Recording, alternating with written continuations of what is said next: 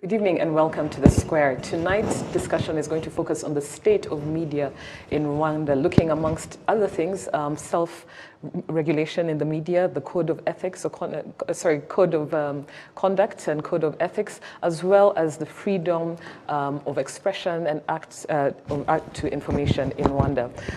We are very happy to have with us guests who are experts in this field, and we're going to examine the status of media in Rwanda from 2013 to 2021.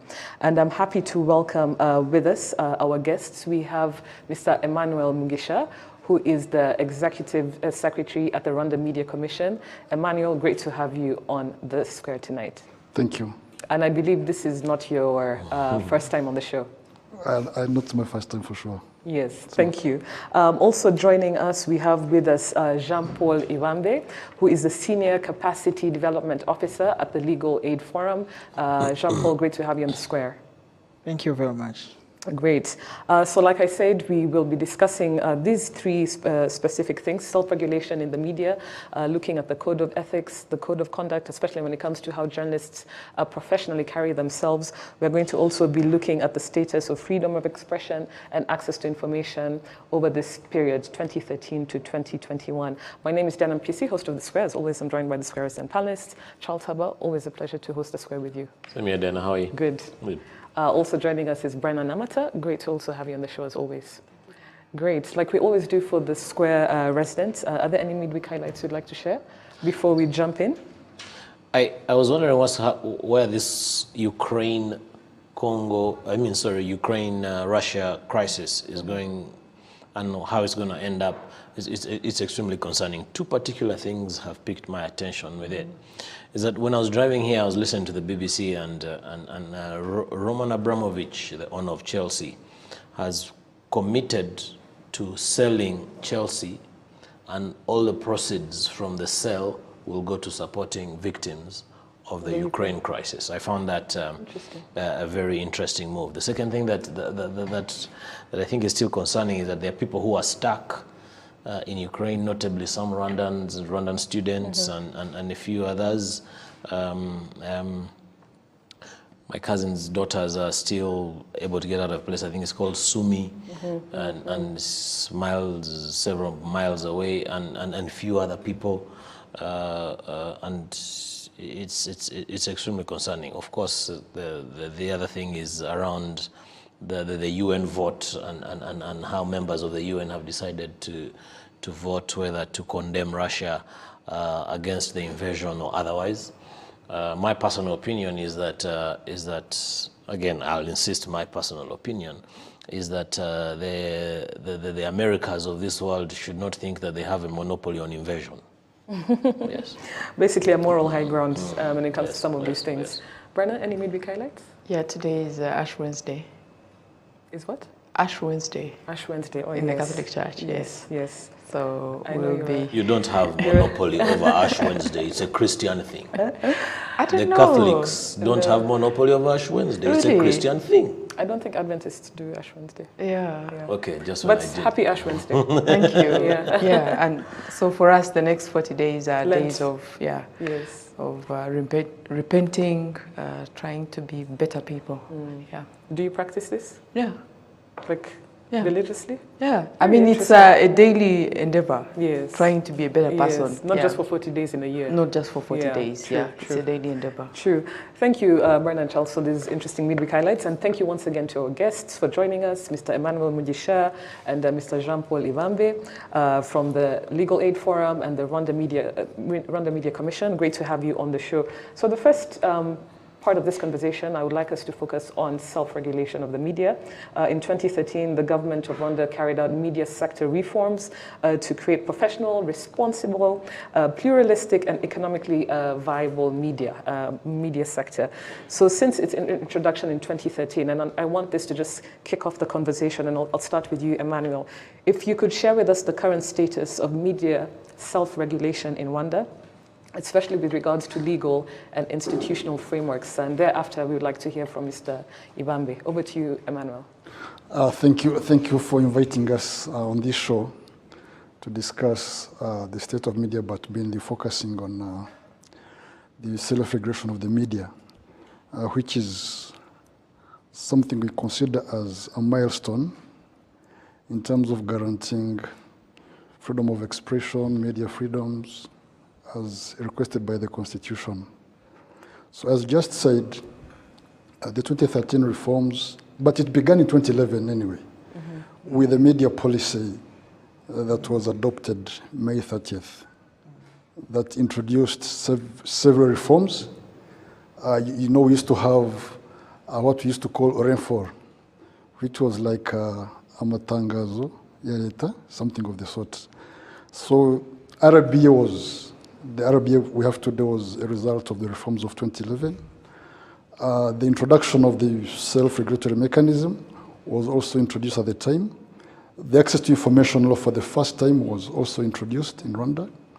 At the time, Rwanda was on number 11 in Africa to adopt and, introduce the access to information law. Of course, there were so many discussions around that how can a country like Rwanda, which has just come out of the horrors of the genocide against the Tutsi and other failures of the media, take such a bold step. But of course, that shows how the government and the state decided, to have faith that the media is mature enough to, undertake its own business. So before then, we used to have, you remember, what we used to call a statutory kind of regulation of the media, whereby it was being conducted on the basis of the law and not the codes of ethics. So that changed. The media law that had over 90 articles were reduced to almost 20, which was like a green light to what we consider today the media reforms of 2013. So the laws and the institutions were, of course, reformed accordingly. And here today we have this organ that has the duty of ensuring that the media is free, responsible, and accountable to the public. So it is a delegated mandate from the government to undertake this kind of assignment. And this body is expected to be independent in conducting its own business. Basically, it handles complaints from the public. It ensures that the media's freedoms are guaranteed as the Constitution requests. It promotes public trust in the media. But much more, it also does the role of accrediting journalists and registering media organs that are, undertaking their profession in the sector. Yeah. So since then, since 2013, as I just said, several things have been done. I will refer you to the Rwanda Media Barometer, the recent one that was adopted. It shows that public interest or public satisfaction in regards to this organization is over 97%, which is a very good indicator. And the good thing with it is that it has also offered what we call alternative mechanisms to justice. Since its creation, the organization has handled over 477 complaints, which most of them would have ended up in courts of law. So you can imagine the burden that the courts have been laid off, and of course the time that this takes to handle such a cases. So there are some of the achievements that we can note, but of course there are also some challenges that have been encountered along the way, like the challenges of social media coming in and finding it difficult to ensure that they become also professional like the mainstream media. So ideally, that is the status, if I may say. Mm-hmm. And the cardinal business is to deal with the code of ethics and ensuring that journalists, serve the public in accordance to the limits of the standards set by the profession. Thank you very much, Emmanuel. And we'll definitely be looking at the code of ethics later on in the show. Mr. Jean-Paul Ivambe, when it comes to this status of self-regulation in Rwanda, I think Emmanuel has shed light on, the journey from 2013 to 2021, some of the achievements, some of the reforms. But my question to you, just to add to what he said, is the capacity and independence of media self-regulation mechanisms in Rwanda in safeguarding editorial independence to minimize state interference. What can you say about this? Where are we in Rwanda when it comes to this? Okay, thank you very much. Maybe to respond to your question, I may start with asking myself or Mr. Emmanuel or everyone who is following us. First of all, yes, we have this self-regulation as it is stated within the media law since 2013, but are we really, in practice, are we really under self-regulation? Because I'm referring to the recent assessment we have conducted. We were assessing whether we are in self-regulation or how it is working. So some of the findings in practice, you find that there are maybe, yes, we have self-regulation, but in practice, maybe we are under co-regulation. Why? Because if you refer to the media law, the provisions, I think it's Article 4 of the media law about the regulation of the media. So the same article gives powers to both media self-regulatory body, that is Rwanda Media Commission, but also delegates or refers some powers to the Rwanda E40 Regulatory Authority. So when it comes to media regulation, content regulation, because we're talking about media regulation, it's media content. So we find that RURA, which is a government agency, is having like a hand or a role in the media regulation. So first of all, we need to assess, talking about independence, whatever, we first need maybe to assess whether we are really in self-regulation or we are maybe in co-regulation, but in practice, yeah, that's the practice, we are in co-regulation even if we are talking about self-regulation. But why am I saying this? It is because if you look at the reason behind moving from statutory regulation back in 2011 when the media policy was adopted, there was some statement, critics that the government handling media, regulating media, I mean, it is posing some limitations. It was posing some limitations to the media freedoms. So there was no independence as per maybe the reason behind why we shifted from, or the policy said now media should be self-regulated instead of having statutory regulation. So to guarantee that independence, there should be total media self-regulation so that there is no government or state interference. That is one. So, and that is why, responding to your question, we first need to, from our laws in practice, what we are seeing, what is being done, we need just to have like the media self-regulation working itself without any government entity or organ handling media content. So in terms of independence, the capacity just to express themselves, whatever, the status now is, yes, our media is independent, as per maybe if you look at the process registering a media house, how to get accreditation, but also there is a need maybe to harmonize some regulations, laws, so that the process itself is maybe transparent and is assuring the independence. Why? Because we will find some provision from maybe the media law that maybe are in contradiction with other laws, and of course it will have like effects on the independence of the media practitioners, as long as, of course, criminal laws, because you not say someone is going to express himself independently, freely, while maybe we have some laws or some provisions that maybe are not proportional in regards to the maybe sanctions that it is imposing when you commit maybe a media offense, because these kind of offenses, we are still having them.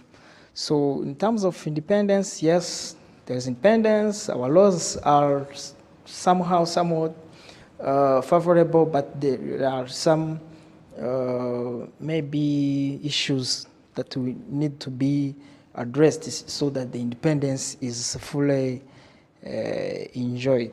Mm-hmm. Yeah. Thank you very much,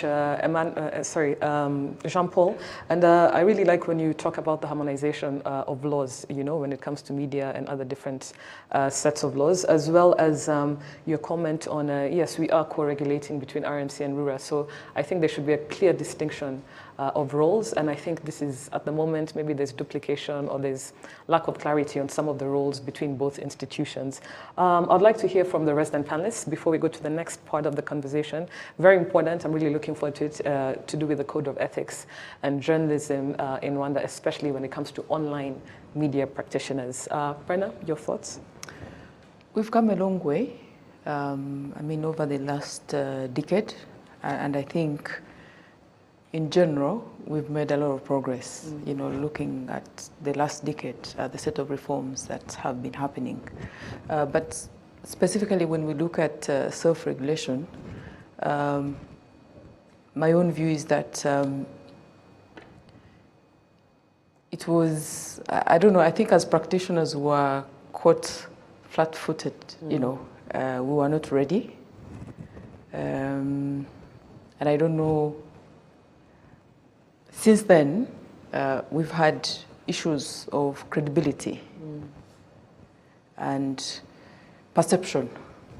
So if you ask me today, the challenge that RMC faces is winning that degree of confidence from practitioners to really feel that it represents their interests. So we have a long way to go. Part of it is the responsibility of practitioners around the ethics again, because if you're going to demand your rights, again, you have to be more accountable, you know, act in public interest. But you can only do that if you're professional. So we continue to see gaps there, but I like that they have spoken to the challenge of the confusion around co-regulation, because on paper you hear a lot of self-regulation, but then you have RURA coming in, and so there's that challenge, and I think that needs to be addressed.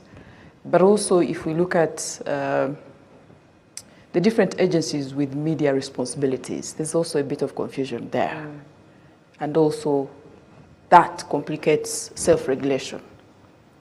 Because if you look at, so let me just mention agencies with that have media responsibilities. So you have RURA, you have the Rwanda Governance Board, you have local government, the Ministry of Local Government, who else? RMC. You have RMC. Yes. So, and at the end of the day, institutions with dockets when it comes to yes, regulating media. You know, yes. And you're saying that this tends to so create some. Who do you hold to account? Yes. You know. Yes. And I don't know whose idea it was to get rid of the Media High Council. And not that it was perfect, but I think removing the Media High Council kind of created that vacuum. We don't know anybody, I mean, as it is today, who do we hold accountable for the current state of media? Who do we ask? You know, because all these different agencies will say, I'm doing this, I'm doing this, I'm doing this, so, but who do we ask about, you know, who do we consult? Because whether it's professionals, whether it's the public, whether it's government, who do you go to, you know? So it is work in progress. And I hope that the studies that are coming out now, Legal Aid is leading this effort. The study is out there. They've really evaluated the reforms. I hope that will inform the next set of reforms. Absolutely. Because we already have the evidence. But perhaps more importantly, I think we have to appreciate that it has to be progressive. You can't achieve, everything at the same time. It is work in progress. So it is good that we had the progressive action of saying, actually, regulate yourselves. Now what we need to do is to look at how we can strengthen that. Absolutely. Yes, and that must go hand in hand with improving the standards of journalism, media literacy, improving media literacy, but also, on the other hand, making sure that people understand that the independence of the media is really in public interest. And journalists are there to serve public interest, not to serve any government or public interest. Exactly. Editorial decisions must be guided by public interest, not political interests. Absolutely. Yeah. Can't agree with you more. Charles? I think, first of all, let me agree with Bana on the fact that we've come a long way. Gone are the days when, even in terms of defining who a media person was, or a journalist was, for instance, is somebody who brings newspapers to the minister every morning would be called a journalist. And there's very significant progress, to cover a football match between Ghana and Amavubi, you have to pay money for somebody to actually bring their cameras and do a story. And so many stories, examples. And giving credit where it's due, we've come a long way. I also believe that it is very deliberate to confuse the regulation. Because it's like a war situation. When there's a war situation, there are very many people who profiteer from chaos. So in the same breath that, get rid of the Ministry of Information, get rid of the Ministry of Information, I still don't understand why the Ministry of Local Government is in charge of the media. Throw in Rura, throw in Rwanda Media Council, and as they are still wondering, tell all the journalists that they're in charge of themselves. So, as they're trying to figure that out, bring in the civil society organizations like Legal Aid Forum to do a study and reforms. As the civil society is coming up with a fantastic paper, tell Rwanda Governance Board to come up with a media barometer. And all that will allow people, the politics that Bana was referring to flourish. So this is not unique to Rwanda. It's not unique to Rwanda. It's a model that works world over.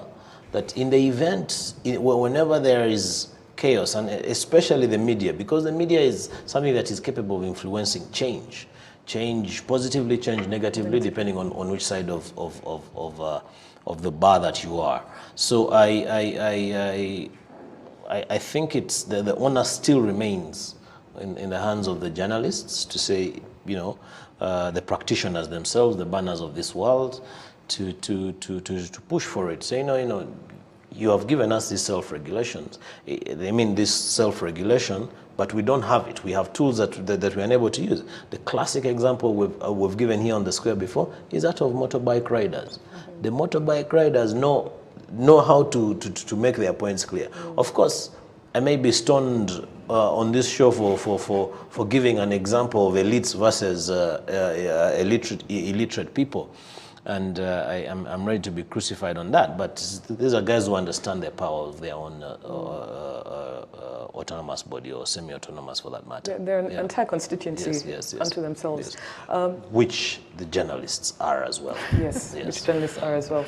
I'd like us to go to the next part of the conversation. And, I would like to also tell our viewers, we can see the tweets coming in, keep them coming, using #TheSquareRW. The next part is to do with the code of ethics. And This is a question I have again, of course, to our guests. When it comes to the existing, code of ethics, we see a discrepancy between internet-based to online-based media and traditional media. And I want to know from our guests, what is your take regarding online media practitioners, especially when it comes to accountability and adhering to the code of ethics set out by the Rwanda Media Council? This discrepancy that we see in professional journalism, especially on online media, sensationalist sort of headlines, misinformation and that sort of thing, and really not respecting the code of ethics. Emmanuel, what is your take on this, and what's happening? What's happening on the ground, and what's being put in the pipeline to counter this issue? Yeah, thank you, Dana. Would you allow me to first clarify something that I heard from the previous Absolutely. discussions about what they talked about, co-regulation and the state we are in. Ideally, people should understand how this came about. When you look at the mandate of RURA, which is basically to manage the spectrum, ensure that the FMs that are operating in the country are not interfering with one another. When you look at their role under the ICT law of ensuring that the internet platforms are abiding with the standards that are out there. So that's how I think RURA came in under Article 4 of the media law, where it is said that it should have an MOU that specifically defines their role when it comes to the media. In terms of content, they shouldn't be involved. Their duty is to deal with the spectrum management and issues of the sort. So when people talk about co-regulation, for me, I believe that they don't understand what this concept is. Because co means that there is law, the law, the statutory laws governing, they come in to regulate the media, and the code of ethics at the same time. But when you look at, for instance, the recent step of decriminalizing the defamation and things of the sort, that was an indication or an indicator that the government is promoting, in fact, self-regulation and empowering, civil suits in case there is any breach of that sort. So there are several indicators that will indicate that, of course, self-regulation hasn't achieved its highest peak, but that's what we are in, given to its definition and how it's operating, the board being independent, not appointed by the government, having the codes of ethics regulating the matters of content in the media, and of course handling things through peer jurisdiction. So that's what usually the mechanism is all about. So I don't agree with anybody saying that we have a co-regulatory system. Yes, we see at some point institutions like the Rwanda Investigation Bureau and the police coming in, but remember there are some issues that journalists engage in that are criminal, that they are not professional in a manner. So that makes it, possible for these other institutions to come in.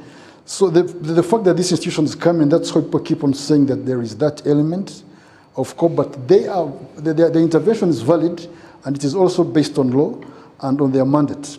So that's what I wanted to clarify on following the previous discussions and the comments that were made. So regarding the code of ethics and, of course, the challenge you're having with social media, as you all know, we are living in a dilemma whereby citizen journalism is even taking over, the professional journalism.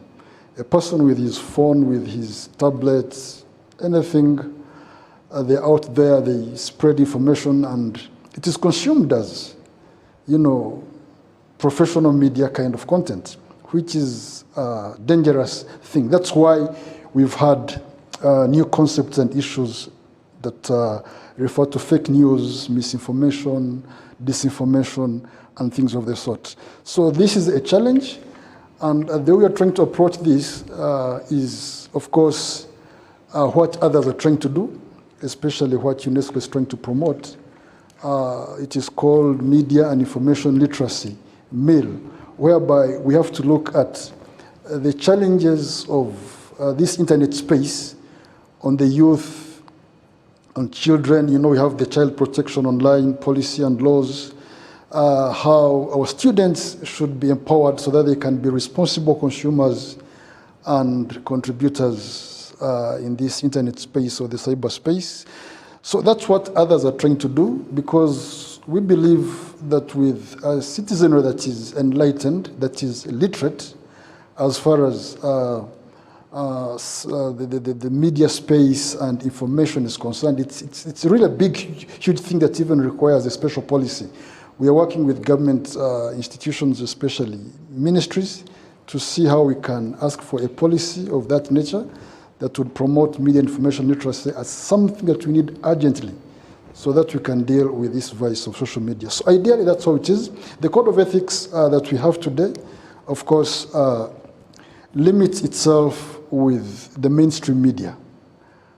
And we're also trying to update it so that it accommodates the new trends that the internet has brought in, the traditional media used not to have. And we hope that with the mainstream media, we might manage. But when it comes to citizen journalism, or the media that is in the hands of the citizens, the public, that's where we need like stakeholders, multi-stakeholders intervention, so that we can deal with this together, because this is something that can be dangerous, but also appreciate that has also entrenched press freedoms. It has promoted freedom of expression, people's access to information, which is good, but the other side of the coin should be looked at and, very critical, so as to protect the social media threats that we are seeing coming up. Thank you, Emmanuel. Over to you, Mr. Ivambe, and you're here in your capacity, looking at the legal framework of some of these things. So when it comes to the code of ethics, again, your take on this emerging challenges when it comes to online media versus mainstream or traditional media. What's your take on it, and what recommendations can you give in this regard? Okay, thank you very much. Talking about the code of ethics, first of all, code of ethics for professionals, it's for media practitioners. Even for the media practitioners, it is, let me use this word, it is somehow outdated, because looking at when it was maybe adopted back in 2014, by that time maybe the way social media is being used has changed. Now we see even the mainstream media is on social media. I recall the time when we were about elections, we were talking about maybe, we were about to monitor how the media is covering the elections. Then we were saying, if a journalist puts something on his Twitter or social media account, so is he going to be accountable as a media practitioner, or a public, or just a citizen? Then we said, maybe there is something that has to be harmonized so that this online thing is captured in a way or another one. But that's it for media practitioners, the journalists, the media houses. Yeah. So as Emmanuel said, it needs to be updated just to accommodate these new things that has come, the social media. But for the general public, citizen journalism, we have an issue in regards to media literacy. Like not everyone knows or understands how to use social media. That is when publishing, because everyone with maybe a smartphone can just make or publish something that can be seen as news. But also how to consume what is on social media. And these are things that, yes, regulating those that online content is possible, but I think it is not the best way to go about. As Emmanuel has said, maybe if we put much more effort in media literacy, so that people knows how to consume the content, how to use these social media platforms. I think that's where we need to focus. You can regulate, but at some extent it is impossible. Why? Because someone abroad can generate content that can be consumed here in Rwanda, and of course you have no maybe hand over him. So regulation, maybe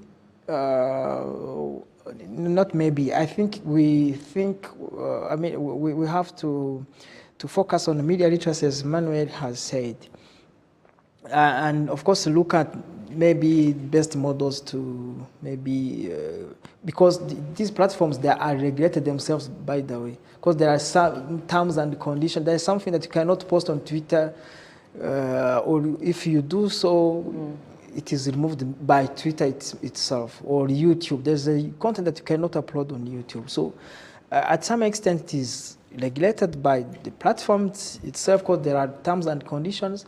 But of course we need to customize those platforms or the content in our context. And that's why maybe we need to put some effort in. But I'm focusing on maybe putting effort in media literacy, so that we know how to use, to publish, to consume. Before Emmanuel maybe responded to this question, he put some clarifications about maybe what we said before in regards to media regulation, whether we are in co-regulation or self-regulation. Yes, we are in self-regulation. Let me come back to this one. We are in self-regulation as per the media policy, because the media policy says, let the media regulate itself. But in practice, because let me refer to Article 5 of the law on Rwanda. The law itself that has maybe structure, gives powers to Rwanda. Article 5 of it says that there will be a prime ministerial order that will detail specific attributions of Rwanda in regards to the media. So that was in 2013. Until today, there is no that PMO, and that one maybe was meant just to put boundaries or clarification between where Rwanda came in, and in terms of media regulation, what are the boundaries between the two institutions. There was some discussion about the PMO, but we don't have it till now. And I think that is why maybe in terms of, in practice, there are some issues, and that is why maybe in practice there is confusion that we are not under self-regulation, or we are in co-regulation. Co-regulation. Thank you very much, Emmanuel. Bernard, Charles, over to you when it comes to code of ethics. Before we go to the status of freedom of expression and access to information in Rwanda. I feel like when RMC starts mentioning social media, the challenge of social media in general terms, I feel like they're trying to bite more than they can chew, because their core responsibility is professional journalists. How about we leave social media to somebody else? The content producers, whoever is in social media, to someone else. Because we already have a challenge of what journalists do on social media, and we haven't seen many media houses don't actually have social media guidelines. And it is a problem for the profession, because you have journalists on social media who are in all sorts of things, whether it's expressing their political views, or whether it's marketing. There are all sorts of ethical issues around journalists on social media. How about we first deal with that before we can worry about the content on social media? Content producers who are not journalists. So for me, I feel my recommendation to RMC is, let's first focus on the professionals. and make sure that they are, one, accountable, and two, whatever they do on social media is within the code of ethics.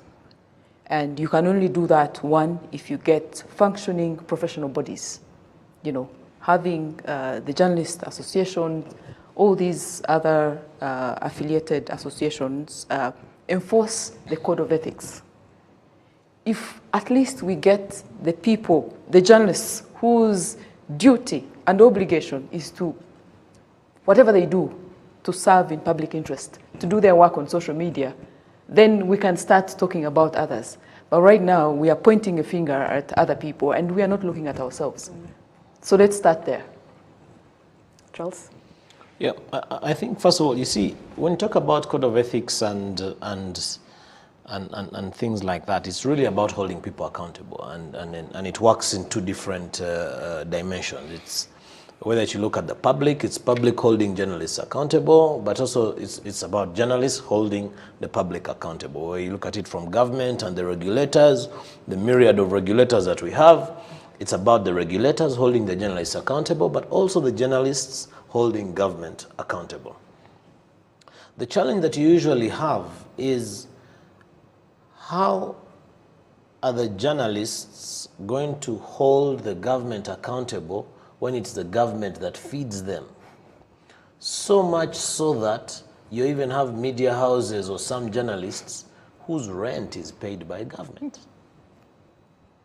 You really can't bite the hand that feeds you. So to what extent are you going to label yourself as independent when you're being fed by the person you're supposed to be holding accountable? These realities have to come in place. That how many nation media groups or RBAs or EGAs or New Times or whoever mention the media houses that have a little bit of muscle, that are able to even pay their salaries, their staff salaries on time. So in as long as we have a huge imbalance in the sector and heavy reliance on government and the public sector, we're always going to have these issues of questioning independence and really how you can hold people accountable. And that's really the biggest point I want to raise. The second one is really around the role of the private sector. And it points to two major things. The number one is revenue and how much money people make from the media or the media makes from the private sector. By virtue of the fact that the biggest advertiser, for instance, is going to be government, then you will have to make a choice as a media house and say, you know, how independent am I going to be? And if I'm not going to toe a certain line. So it's a bit of a catch-22. We have to grow our private sector. It cannot be business as usual. Whether it's a switch on-off button that says now private sector grow, it's next to impossible. But I think there's somebody who is going to enjoy the status quo. Yeah. I'd like to briefly respond to yes, that. Yes, and before our guests respond to I mean, the economic aspect is really important. There's no doubt about that. But we know that even if government provides support, it does not mean they should control you.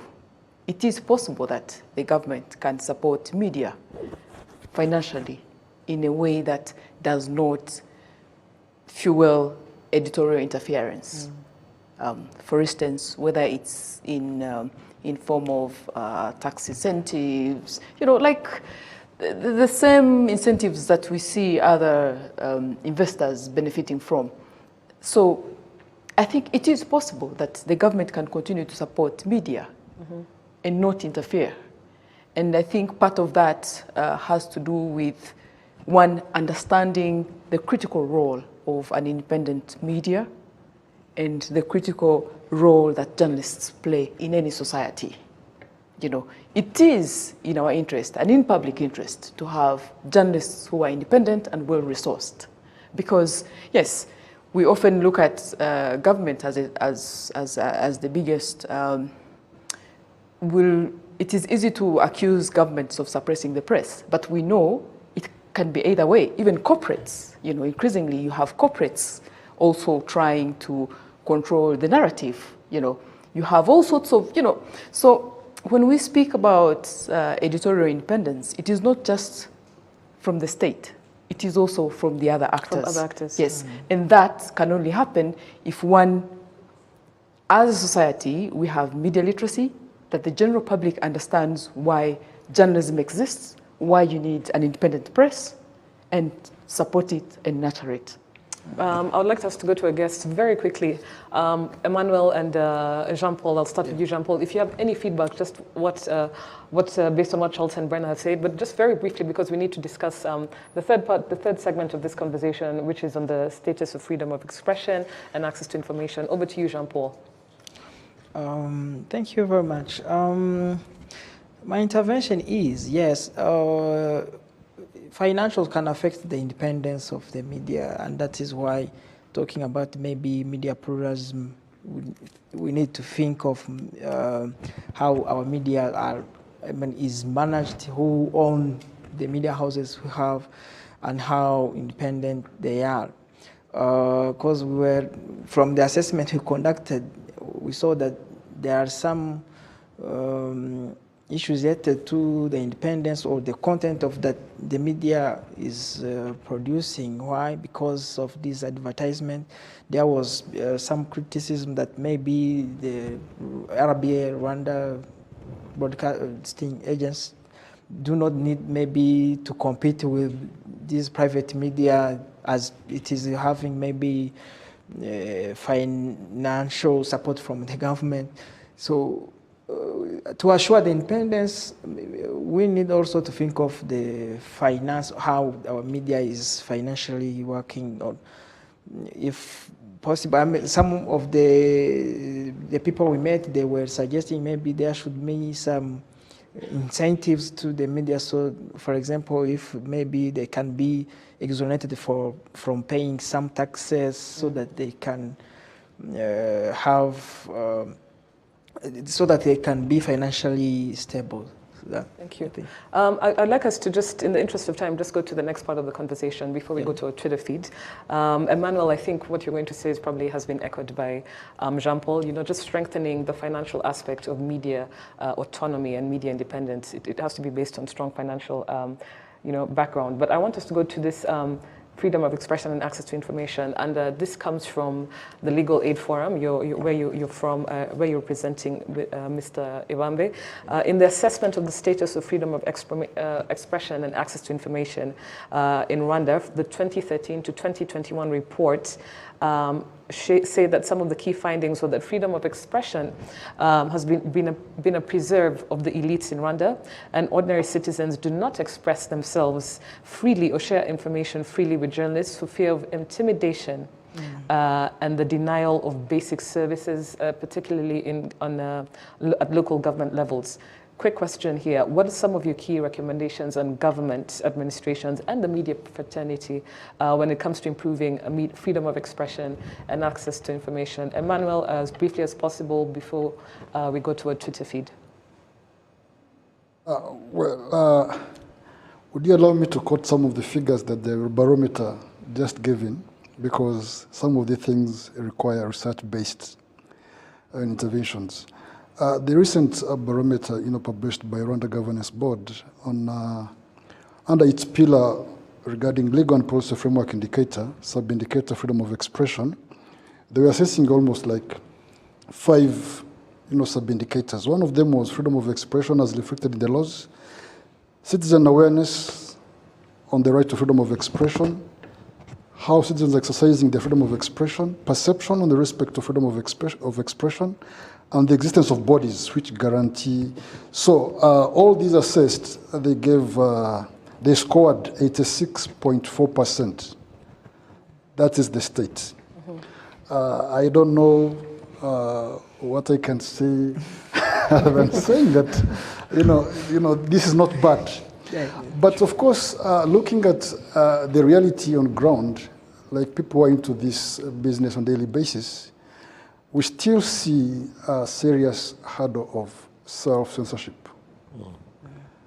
That one, of course, I wouldn't shy from it, but I have to agree that you still see some of these elements.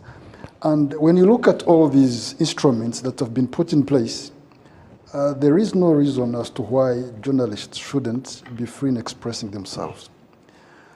And of course, if they don't do this, and the citizens don't see them serving their role, they have alternatives. They go on Twitter, they go on Facebook, they go, they have direct means of, expressing the issues they have in society that at the end of the day, reach policymakers and those who are supposed to be taking decisions. We see it every day.